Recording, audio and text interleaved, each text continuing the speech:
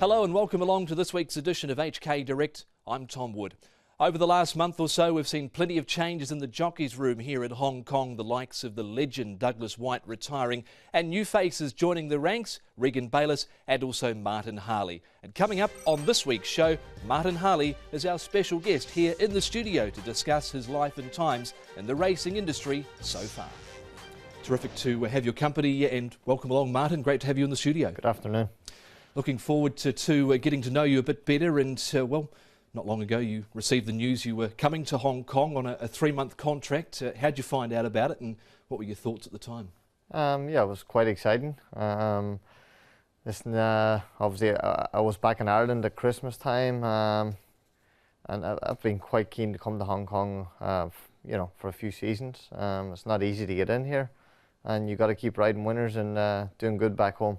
But basically I found out after Christmas that there was a spot there, and I was kindly asked by Hong Kong Jockey Club would I accept an invite or would I be interested, and I said certainly would. So I'm here now, and yeah. Was it something you'd applied for a couple of times, and what had you known about Hong Kong racing before coming here? Well, obviously at a young age, when you're riding, from apprentice days until you get older and aim towards Group 1s and so on and so forth. Hong Kong has always been, where the prize money has been fantastic, and obviously world-class jockeys riding against each other. So I've been watching Hong Kong racing for many a season.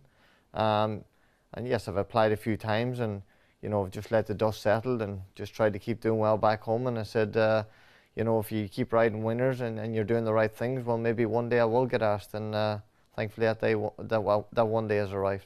It certainly has. Let's go back to where it all began to start with. You're from a racing family, a racing pedigree? Not really. I've got an uncle. Listen, everyone's into the racing side of it because probably, early doors I was big into my ponies and, and horses, and, there was always a horse about, my dad's a farmer, and my uncle Paul Harley, he was training in Germany for a few seasons, and he was assistant trainer to Van Ullman, who obviously owned Monduro and Scirocco, horses like that. So he was always there to help me along. I was interested myself, so having a little bit of guidance from him was fantastic as well. So he was the main one behind the whole family thing that was into the horses. You got involved at a young age with legendary Irish trainer Jim Bulger. That must have been a great grounding for you. For sure. It was a fantastic experience. I wasn't very good at my education at school, but the best thing I could get advice on was to go to Mr. Bulger's, and that's what I did. And I spent three and a half great years there. A lot of good horses there. New Approach, Dun Approach, Lush Lashes, Finch Gilbio. A lot of good colts, a lot of good fillies, and I managed to ride a lot of them work in the morning, so it was very interesting. And when you're getting that feel at an early age, you know what they expect when you ride a lesser racehorse. So listen, I've ridden good ones, I've ridden bad ones, and been a very interesting place to be in, Mr. Bulger's, and I'm very thankful for it. And I think it stood me in good stead, whether it's being a jockey or a person. He can do both. You'd gone from having a couple of winners over a few seasons to eventually riding 67 and becoming the British Champion Apprentice in 2011. What was the turning point there? Yeah, listen, I think I had a bad fall in Ireland, one of my last seasons there before I decided to go to England and give it a shot. And basically my confidence wasn't good. So I just, spoke to my uncle. I didn't feel like I was riding as good as I should be. So basically, my uncle Paul, he advised me, he said, listen, let's try work towards England. It's not far from Ireland, it's only a short ride away, plane ride. And, I went to Mr. Shannon's from there, and the minute I hit England, everything seemed to go, very, very smooth. And, winner after winner, obviously plenty of driving and hard work, but, winners is every jockey's dream, whether it's big or small, and that's what puts you on the bigger stage. What about the horse called Gold Dream, winner at Ascot, Longchamp, and even took you to Dubai as well? Yeah, exactly. He was trained by a very good sprint trainer back home, Robert Cowell.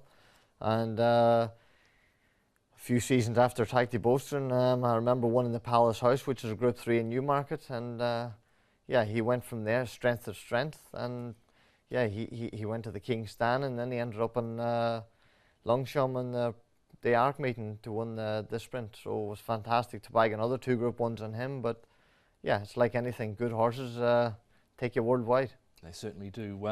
When you came to Hong Kong, or before you came to Hong Kong, did you pick up the phone and give a few jockeys a call, the likes of Ryan Moore, to find out what they could tell you about Hong Kong? Yes, I did.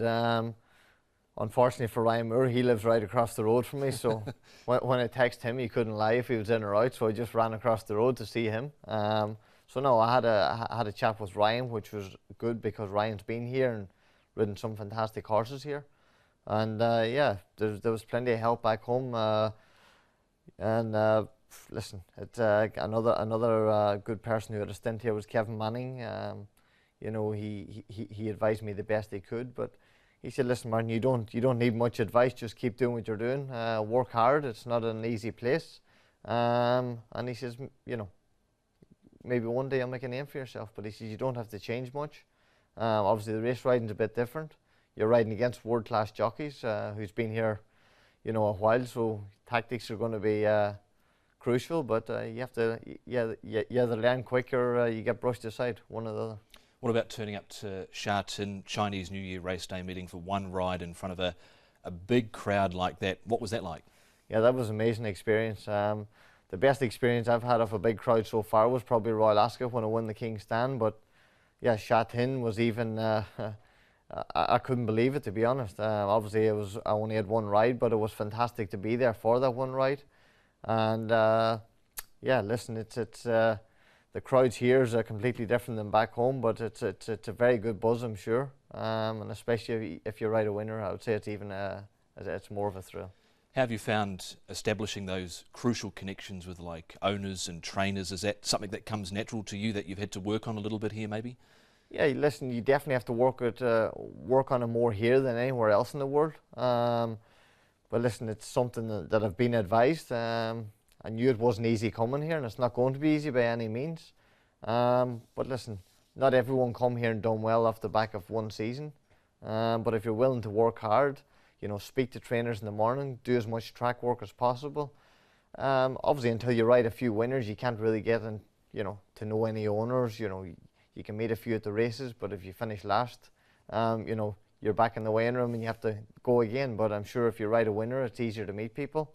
And yeah, I'm there looking for it, but hopefully it'll come soon. You've had about 14 rides, I think, with the 1/3 placing so far. Have you found it overall adjusting to the style of racing here? Yeah, no, it's very much like a racetrack back in England called Chester. Only it's left-handed instead of right. You know, things are running at a lot faster tempo, and also the draw is quite crucial. You know, if you're drawing 12, it's you know, you have to ride clean here, which is, you know, fantastic, but you have to be careful about coming across from your wide draw, and, you know, if you miss the break by, you know, a split second, you can end up in a very bad position. So yes, a lot to do with gate speed.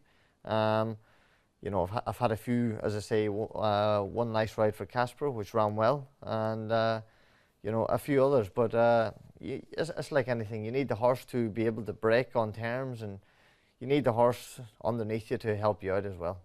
You're one of the taller jockeys in the Hong Kong jockeys room. How do you find your weight here?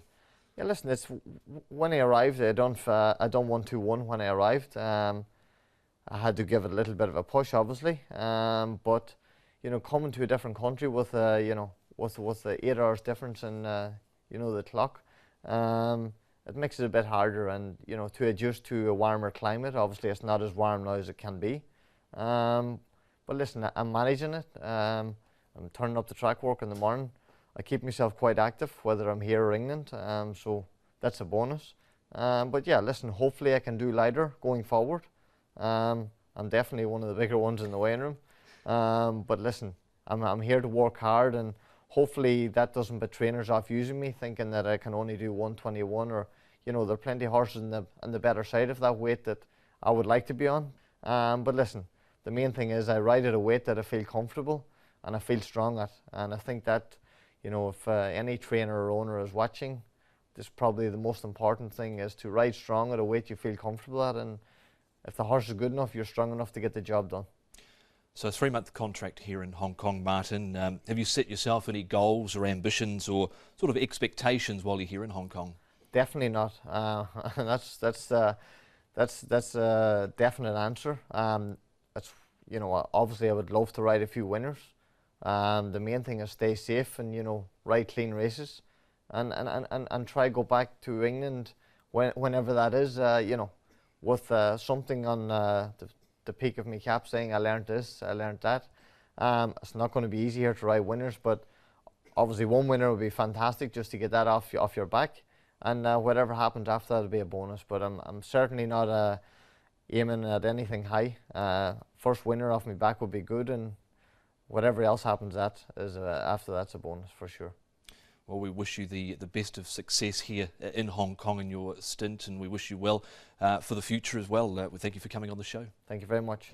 Of course, racing continues at Sha Tin. We've got racing coming up on Saturday this week. Of course, don't forget the Macau simulcast is also coming up on Sunday. But this Saturday, Trackside Live coverage commences at 12:30. Our 2 trophy races on the programme are the Association of Hong Kong Racing Journalists Challenge Cup. That's underway at 3 p.m. And the Singapore Turf Club Trophy is coming up at 5 minutes past 4 o'clock. Their races 5 and 7. And as per normal, all the information on the website www.hkjc.com, and you can also follow us on Twitter at HKJC_racing. So all the information there on our social channels.